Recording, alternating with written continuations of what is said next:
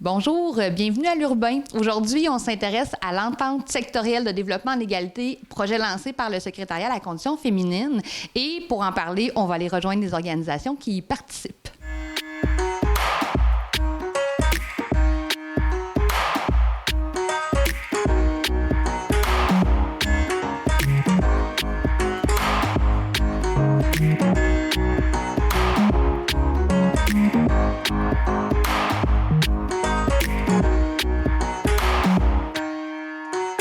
Alors, bonjour, Francine Ducharme. Ça va bien? Oui, ça va toujours bien.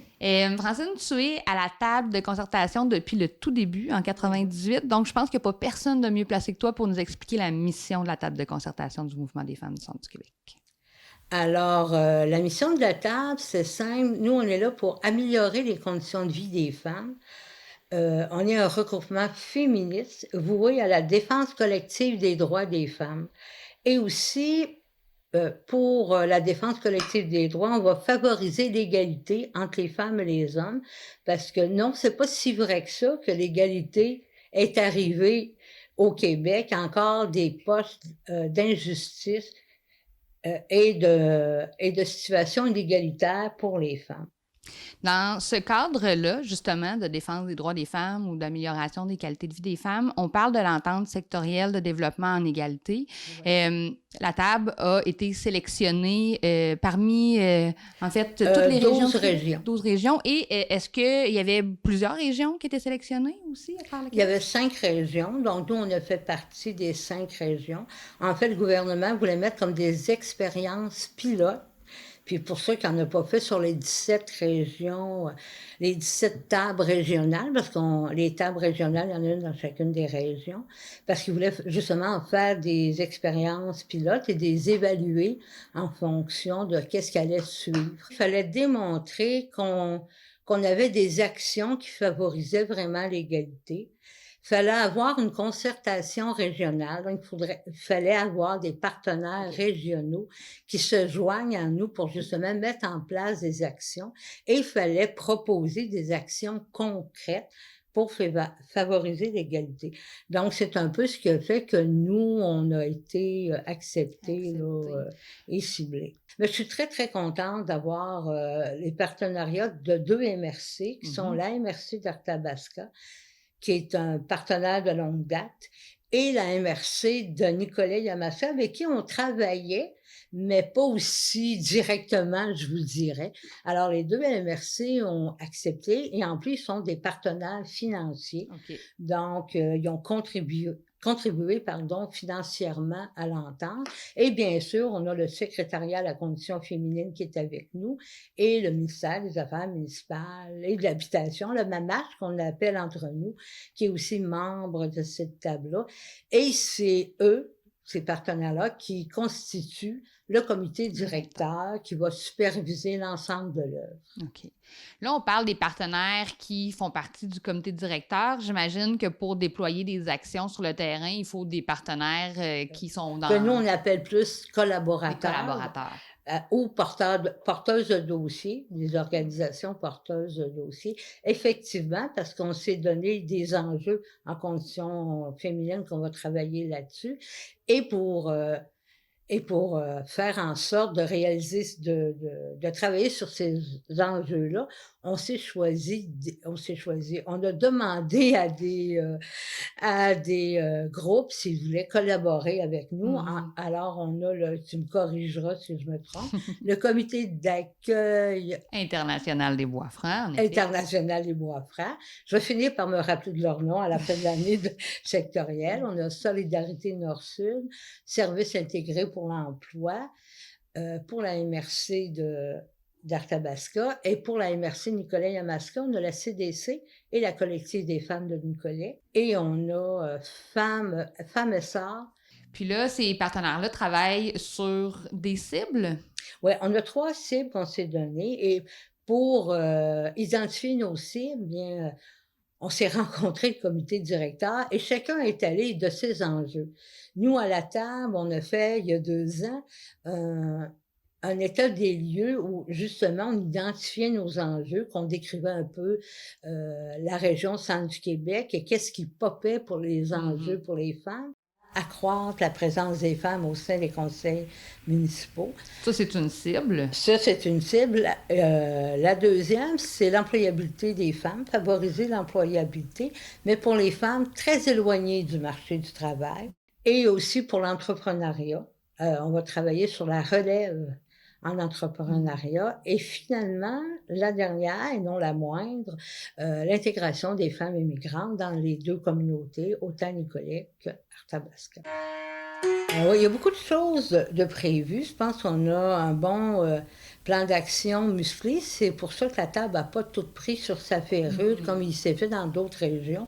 Au niveau des femmes immigrantes, d'ailleurs, on a déjà commencé une des activités. Je vous invite à syntoniser la télévision, votre télévision dans la MRC d'Arthabasca.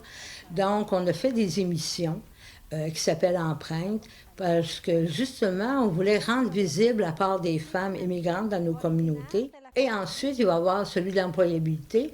Donc, avec SIE, on va voir plus tard. Que vous allez voir plus tard, effectivement, pour la fracture numérique. Exact. Donc, aider les femmes, justement, à apprivoiser, parce que pour certaines, c'est encore de l'inconnu, tout ce qui s'appelle numérique et autres. Ève Champagne, bonjour. Bonjour. Alors, tu es nouvellement directrice générale de SIE. Et qu'est-ce que ça fait en hiver, SIE?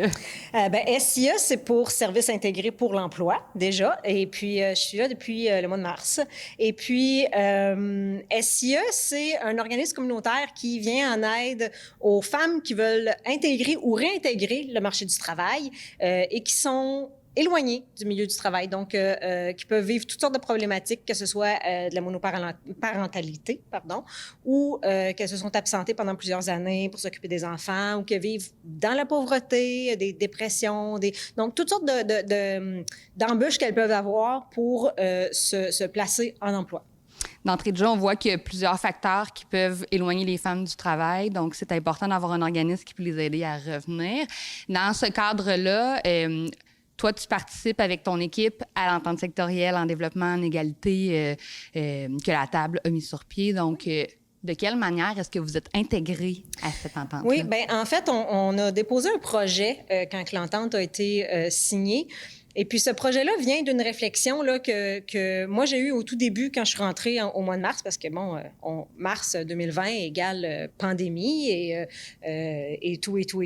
Et puis, ce qu'on savait, mais qu'on s'est aperçu encore plus pendant la pandémie, la première vague, c'est que les femmes qui sont éloignées du marché du travail ont peu ou pas accès aux nouvelles technologies. Donc, Internet, Zoom et tout ça. Un ordinateur, tout simplement. Non, un ordinateur, tout simplement. Même si plusieurs ont des téléphones cellulaires, parce que, c'est très répandu, peuvent pas nécessairement, n'ont pas nécessairement les connaissances pour aller plus loin que, texter, répondre et des choses comme ça. Et puis, on s'est trouvé devant un problème où on devait offrir certains services à distance qu'on n'a pas été capable vraiment d'offrir autrement que par téléphone. Parce que, justement, la plupart des femmes avaient peu ou pas accès à ça. Ce sont, oui, aussi toutes celles qui sont dans des secteurs qui ont pratiquement pas d'Internet ou des choses comme ça. Et puis, l'accès, non seulement à la connaissance, mais aussi financier, parce qu'un ordinateur, ça coûte des sous, puis il faut payer aussi Internet et compagnie. Puis plusieurs de ces femmes-là n'ont pas les moyens de ces payer. Donc, on s'est demandé comment, dans le contexte de pandémie, on pouvait faire pour améliorer cette situation-là. Et puis, c'est de là qu'est venu le projet Fracture numérique, qu'on appelle Fracture numérique, qui est une formation de base sur l'utilisation d'un ordinateur et d'Internet dans un contexte de recherche d'emploi, principalement.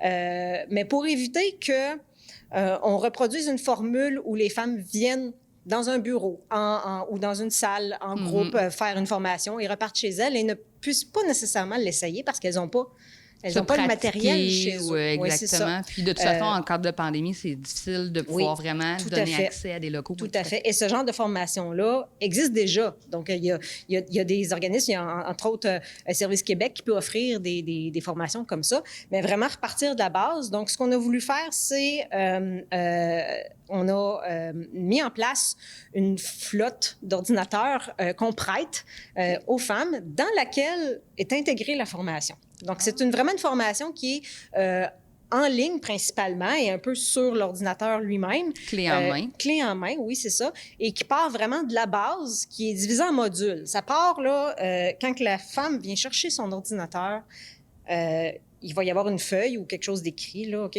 pour comment ouvrir l'ordinateur. Donc, ça part vraiment de la base, OK, en différents modules. Jusqu'à de la recherche d'emploi. On va parler un peu des médias sociaux, comment naviguer sur Internet, à quoi il faut faire attention, comment trouver un document sur l'ordinateur, comment remplir un document ou l'enregistrer. Donc, des choses comme ça, très, très, très basiques. Donc, on va avoir 5 ordinateurs pour 1 an. La formation va débuter en janvier. Et puis, la façon que ça va fonctionner, c'est qu'on va prêter des ordinateurs à des femmes qui ont été sélectionnées pour le projet. Elles vont avoir 2 mois pour faire la formation comme telle. À chaque module, il y a un petit quiz à faire, donc une évaluation à faire qui leur permet d'avoir accès au prochain module. Puis qui vous permet de voir de quelle manière la formation peut Tout à fait. Progresser. Et puis, à la fin, ce qui est intéressant, c'est que quand elles rapportent l'ordinateur, elles vont passer une évaluation sur place. Okay. Et si elles réussissent cette évaluation-là, elles vont avoir un certificat cadeau ou quelque chose. C'est pas encore exactement défini, là, mais on va avoir des sous pour pouvoir se procurer un ordinateur. Après ça, il y a on avait entrepreneuriat de femmes et sœurs. C'est ça, qui va donner des cellules de mentorat pour aider la relève. Et le dernier, la dernière cible, c'est sur les élections municipales. Donc, c'est beaucoup pour inciter les femmes à se présenter candidates, donc de la promotion. En tout cas, c'est un projet définitivement important, intéressant, puis on va souhaiter les retombées soient positives et nombreuses également. On va suivre ça de près. Merci beaucoup. Oui, alors j'invite la population à suivre toutes nos activités via les médias sociaux. On est assez actifs sur notre page Facebook. Je vous invite à devenir membre et en même temps, vous allez avoir toutes les informations sur nos différentes activités reliées à l'entente et le reste aussi.